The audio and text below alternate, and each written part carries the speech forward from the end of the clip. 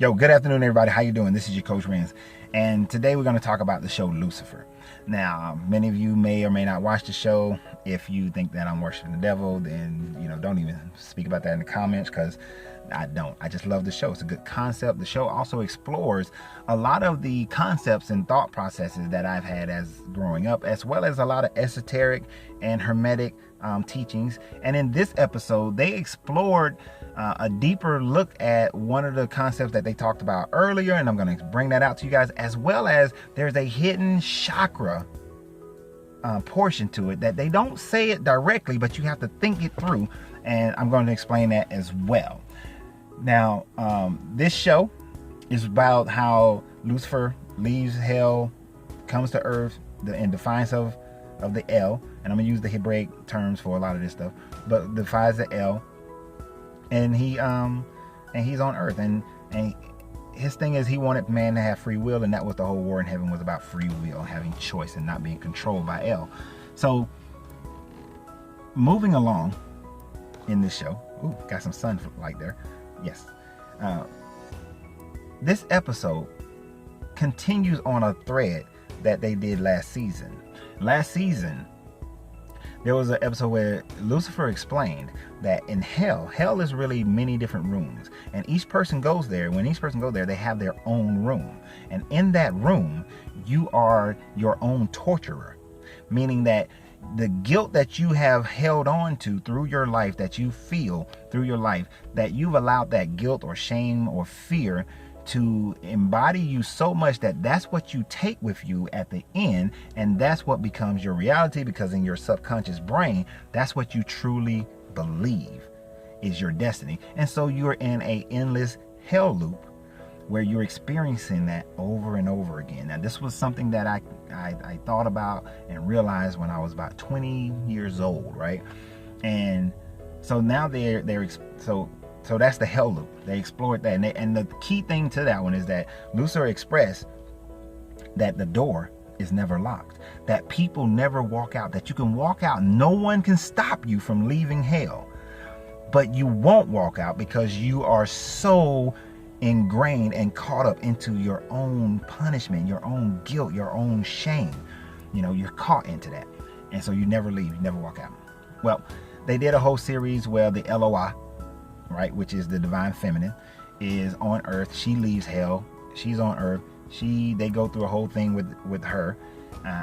She want to go back and conquer heaven, instead of realizing that she is the LOI as part of the Elohim.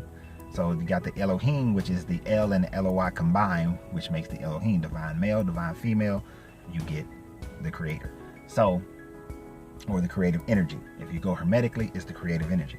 So then the LOI goes and she's like, I don't need, she goes and does her own thing. So a parallel universe, DC and Marvel, however you want to look at it. So the LOI, they have that one. Now, the lady Charlotte Richard, whose body the LOI had inhabited, she was in hell during that time frame, experiencing her own hell loop. And I'm going to get to hers in a little bit. But before we go there, let's get into this episode with Cain. See, Cain, who killed Abel, or if you go by the Sumerian name, Cain and Abel. Cain killed Abel. We know that Cain and Abel, based on the stories, are Adam and Eve, or Adam and Titi's sons. Well, if you look at the stories combined, Sumerian, which came first, and then the Hebraic story, you see that the Anunnaki, Enki, had sex with two women. Those two women had Adam and Eve, or Adam and Titi. Adam and Titi get together and they have Cain and Abel. Cain, he runs irrigation and grain production. Abel runs meat production and wool clothing. So they get into this argument for over 7 years. Well, basically they're always fighting. And that's what they're saying in the show, that Cain and Abel were always fighting. Cain finally kills Abel, after all their fighting. Now, Abel, he was a shepherd, but he was always into women as well. He was a reveler, he loved his revelry. So Cain kills Abel. But Cain is not punished in the way that we would punish someone today, where they got to go to jail or whatnot, because it's a clear case of murder. No, Cain is so important to the Anunnaki that he just gets a mark right? Now, in the Sumerian story, the mark is that he can't have sex with anyone else that has Anunnaki blood. So his bloodline, his family line, he loses his family inheritance, his family power dwindles because of the loss of Anunnaki blood as they go through life. The biblical Hebraic story goes, he puts a mark and that nobody else will kill him, but Cain's line starts to degenerate and Cain's line dies in the flood, right? So it's similar enough, but slightly different. There are some people who say that Cain's punishment, that he couldn't grow a beard, and that's why the Hasidic Jews, I believe, they grow the beards. And there was others who do say that Cain's punishment was the fact that he would live forever. And this is also part of the story of Casca, where the Roman soldier who was supposed to pierce Jesus' side, the blood got in his mouth, and he has to roam the earth until Jesus come back. And that was in the movie Seven Signs that they showed that, and it's a book series called Casca where the guy wrote about like the different ages of time that Cain is living through. The show kind of has a little bit of both. The thing is that Cain has been living on earth. Cain has been here for eternity, right? So they get to a scene where they have a conversation. Lucifer says to Cain, so what do you think you're going to go, heaven or hell? Because it'd be kind of wasteful to go through all of this and you just end up in a hell loop. Well, Cain says something very interesting that is very eye-opening to chakras as well.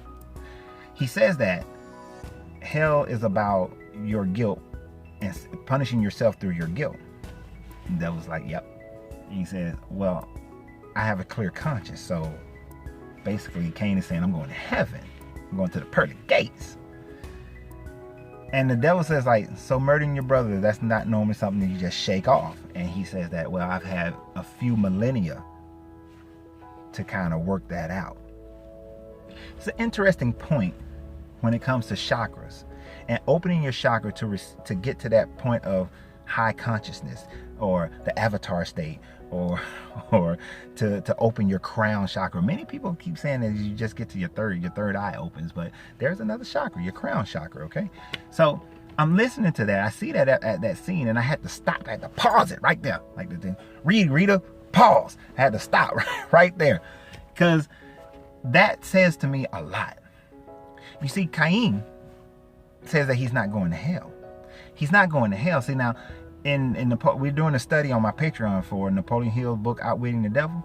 The devil says that the reason that people go to hell, that 98% of the people go to hell, is because they truly believe that's where they belong.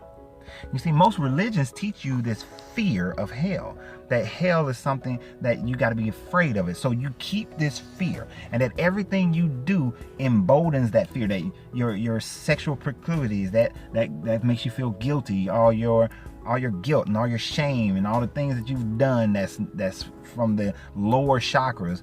Those are the things that you truly believe makes you feel like you deserve to go to hell. And when you go to church and you go to synagogue and mosque, all they're doing is telling you all these things to keep pushing that fear.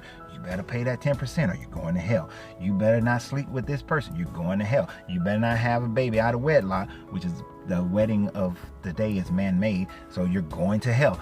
Everything is you better not, or you're going to hell. So people are they stay caught up and attached because they're so afraid of going to hell. But it's so ingrained in your subconscious that in truth, they're teaching you that you deserve to go to hell. Yeah, I know some people are going to say that, I'm washed in the blood, or I pray 5 times a day, or, I submit to Allah, or I keep the commandments and all this kind of stuff. And everybody else can argue against whatever you're saying. That doesn't get you there. Now, in the Buddhist tradition, it is you control your wants. The Buddhist tradition is you control your desires, that your desires is what keep you coming back so that you can't satisfy your dharma. But I don't agree with the desire aspect of it, more of wants, because desires can be satisfied. Wants, you're always wanting. So I believe the Siddhartha I believe he meant your wants, not your desires, but man has changed that to fit his own thought process. So here's the thing. He says that his conscience is clear. He's had over millennia to clear his conscience. He had millennials to clear his consciousness, right? But yet he can't lift the curse. You see, I believe that he can't lift the curse because he's opened up all the chakras except one. See, he won't go to hell. He won't go to hell because he's not fearful. What is he to be fearful of? He's not afraid to die. He's not afraid of anything, right? Basically. He's not feeling guilt over killing his brother because he says that Abel was just as much of a butthole, and he's been trying to tell people that Abel was a butthole. He also says that Abel wanted to kill him just as much as he wanted to kill Abel. He just happened to be the guy to win the fight. So his conscience, he had millennials to clear his consciousness on the guilt part. He's not feeling shameful about it because he doesn't feel like he was at fault. In his mind, it's him and his brother fought all the time, and this fight happened to be to the death, and he won. And when you look at the time frame, the culture of the time frame, that would have been justified. So there's no reason for him to feel that way about it, right? I know I'm getting sun flares. But then, yeah, sun. See my crown? But then, so I was thinking about this. Now, what is keeping the curse on Cain? Well, he said that he had loved people and people die, and people he kept loving them and kept dying. People he adopted as his son, and they would love him and they would die. So people just kept dying. So he had grown kind of stone-hearted.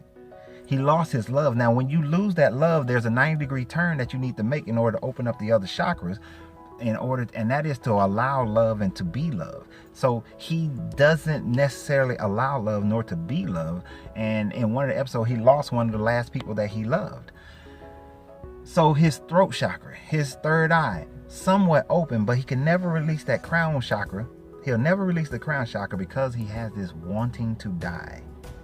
This wanting to die. Many people want to live forever. You know, in the Marine Corps, it says that everybody wants to go to heaven, but nobody wants to die. This was also repeated on the show Black Lightning recently. Y'all can see the type of shows I watch. But the fact of the matter is, everybody else on earth wants to hold on to their life. They want to hold on to this life. People want to go to heaven, but yet they struggle and they hold tight to this life. We mourn the dead instead of celebrating them. We cry and throw into fits when people die because we feel like we've lost them. If we truly understood this universe, then you would know that you never lose anybody, right? So we hold on to the attachments. Now, I'm not saying that if I were to lose family members, I'm just going to be all like, oh, great, yay!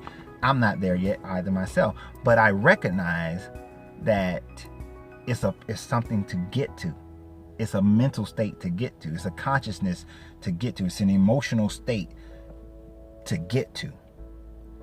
To where that when a person that you love dies, your earthly attachment to the person is released. You see, that's the only way you clear that crown chakra, is to release your earthly attachments. You see, I don't feel guilt for anything. I don't feel shameful about anything. I'm not afraid of anything. I am open to love, and I give love. I don't believe in the lies. I used to lie to myself about who I was and things that I can do, and I used to tell the lies. I don't lie. It's all 100% truth. I recognize my strengths and my weaknesses. I realize that we're all connected. But that earthly attachment thing that Cain is struggling with, I struggle there. Because if I were to lose one of my children, I don't know how I could or would handle that right now. If I can rationalize my, older people in my family because they're older. I can rationalize that.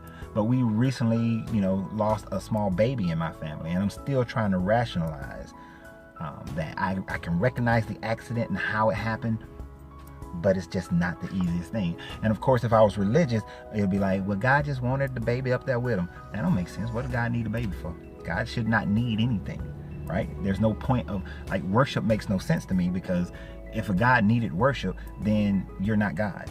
So it doesn't make sense. The divine creator, the creative mind, doesn't need anything. So I believe in a creator, but the creative mind doesn't need me, doesn't need anything. It just acts out of will to act. So Cain will still have an issue because he can't let go of his earthly attachments. And that's what we have to recognize, how to let go of those earthly attachments.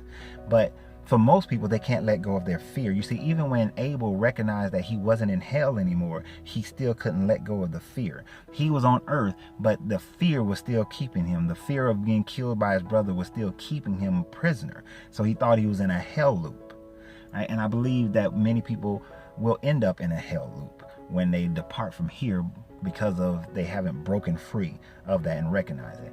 But I believe we are on the training grounds right now for that. Where this is the earth represents your training for. Many people will say that earth is a simulation. Some people are going to take what I just said and say that earth is the hell loop now, that we're all living in hell, but it's a group consciousness of hell that we keep living. And that could be valid. That's a valid statement, because here's the thing. The Buddha talked about we suffer through our desires. No matter how much money anybody has, everybody on this planet, for the most part, is still suffering through something, is still distressed over something. Those who have a lot of money may be struggling with drugs and family or loss of family. Those who have a lot of money may also be struggling with the what it takes to keep it and the fear of people taking it from them. Whereas those who don't have money are suffering through the loss of lack of having food, clothing, shelter, housing, the lack of being able to just enjoy life, and they're always grinding and working. It's like when you see those people and they always look mad, right? Because they're stressed out. There's people who just can't let go, and they're just going through suffering. Everybody's suffering through something, right? And then there's this false idea of to lose that earthly attachment means to give up all your money, to take a vow of poverty. Well, those people still suffer through that loss. They are still suffering. I do think the Buddha was misinterpreted, that Siddhartha was misinterpreted. Like so many of the great wisdom teachers, whether you believe Yeshua existed or not, the teachings, there's some wisdom in the teachings. Muhammad, there's wisdom in the teachings. Buddha, there's wisdom in the teaching. The Tao, there's wisdom in the teaching, and the Tao has the pinnacle of it. This is why the Tao is that Lao Tzu says that once you understand the way, you no longer need the Buddha, right? Because you open that crown chakra if you can understand the way. And that's the message. You see, there's a character, Charlotte Richards. She was an attorney. She represented all these gangsters. She got them off all the time when she knew they committed the crime. When she was temporarily in hell because the LOI had inhibited her body, she kept living a time loop of where she wake up for breakfast, feed her kids, her family, and then a different gunman from all of the people she represented, all these people, they would walk through the door, kill her family, and she couldn't move. She would go to sleep, she'd wake up, go to have breakfast. They're having breakfast. A different gunman from another person she represented comes in and kills everybody in her family. This was a repetitive loop that she lived in, right? Reliving all her guilt, all her shame. We live that loop. Many people are living that loop today. You're reliving the bad relationships. It's just a different person, but it's still the same bad relationship. You're reliving the bad job. It's a different company, but you're reliving that same bad job. You're reliving the bad finances and the bad homes and all these kind of things. You keep reliving it over and over again on earth. You're making your hell on earth because you consistently and continuously keep reliving over and over again the same situations on earth. You are in your own time loop. You're in your own hell loop, You're in your own hell loop on earth because you keep reliving it over and over again and not letting it go.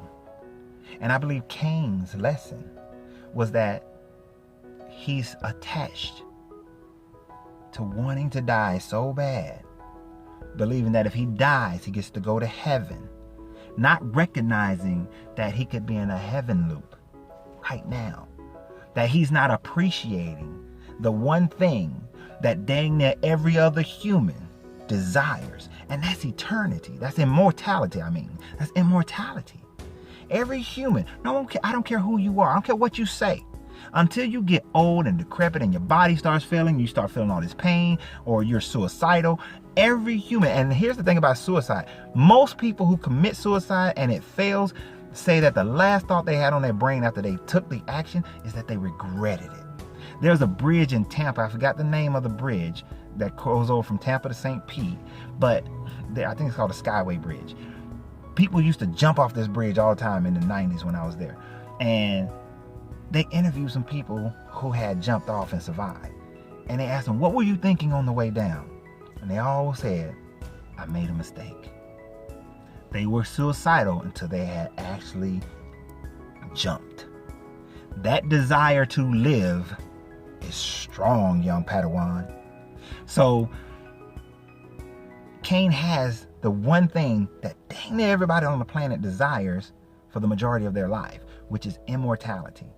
But what would you do with that immortality? See, you created this heaven where no one dies. So that immortality is the one you want, right? But you want it here on earth. You want that one, and you say you want that one, but you struggle to keep the one here, which really says that no matter what, you want immortality, but you don't want people to die.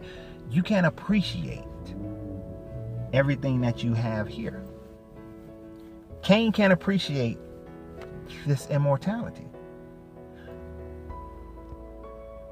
If I was given immortality right now, if I could figure it out, how to be immortal right now and never age, nothing kills me, because he said that he was in a volcano and he still rebuilt atom by atom. It took 6 months, but he rebuilt atom by atom before he was able to crawl out of it.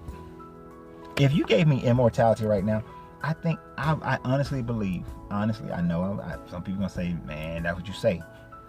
I would, yes, because I do recognize that no one ever actually dies, that this is all levels of consciousness, I would be in gratitude of everything and every opportunity. The languages to learn, the instruments to learn to play, the science to study, the technology to develop, the cultures, that grow and leave, the changing of everything. I would be an appreciation. The earth and this universe changes so much that I wouldn't get bored, is what I'm saying. And that's what I think. I could be wrong. I don't know. I would love to try it. Somebody, ooh, that's a big sun flare, right? Sun's moving on me. I would love to try it. Love to, right? But I'm not going to edit this video because I'm about to end it. But I was watching that about the show. But I believe that most people are in their own hell loops here on earth. You're in a hell loop. Until you learn how to just stop, appreciate everything you have. Do what you know you should do and that you can do to make this heaven on earth. It's not about acquiring things, but if you can acquire.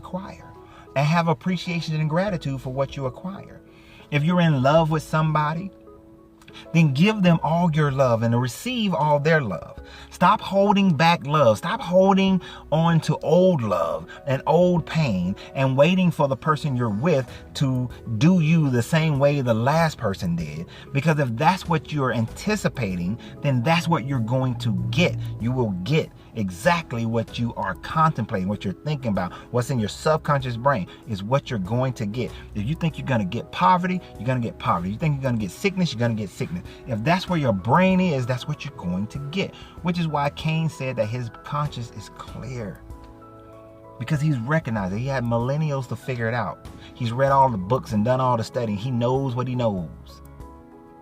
So, and I want you guys to think about that, because in every instance, the LOI, her thing was she wanted to get back to heaven and take over and conquer it and kick the L out, right?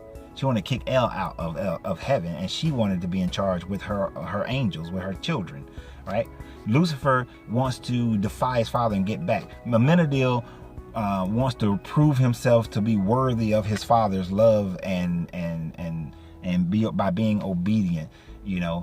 Everybody in this show is jacked up in some way, dealing with some level of not just being, not just letting go and opening all the chakras and that crown chakra.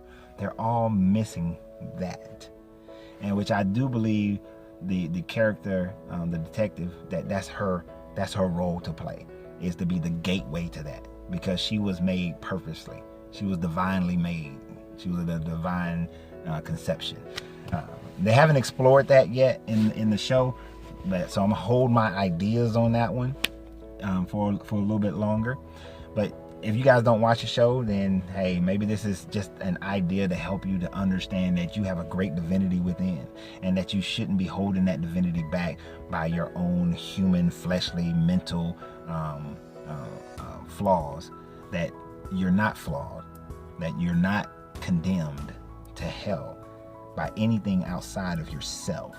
Nothing outside of yourself condemns you to hell. You condemn yourself. And that hell loop that you're in today is a training ground for the hell loop that you may be in when you leave this existence.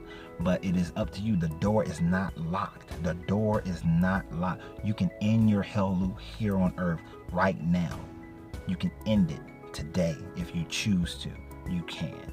So I hope you guys like this, and if you like this, please continue to support this channel by becoming a Patreon. It's only $5, cost of a cup of coffee, where I'm going to meet somebody for a cup of coffee right now. So you guys have a great day. Enjoy yourself. Remember, your greatness is non-negotiable. Your greatness is non-negotiable. So you got to free yourself to be yourself, because your greatness is non-negotiable.